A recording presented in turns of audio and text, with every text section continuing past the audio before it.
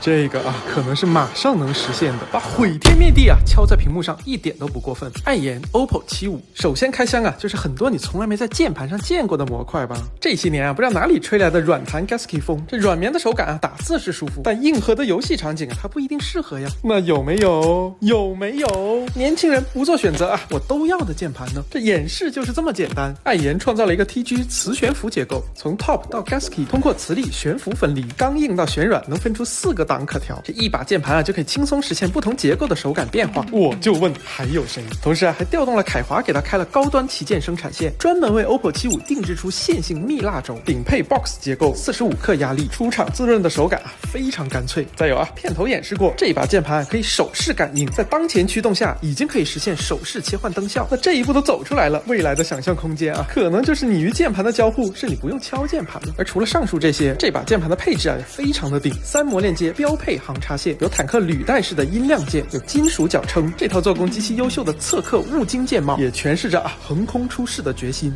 喏，眼前一亮的东西啊，这次上不上车呀？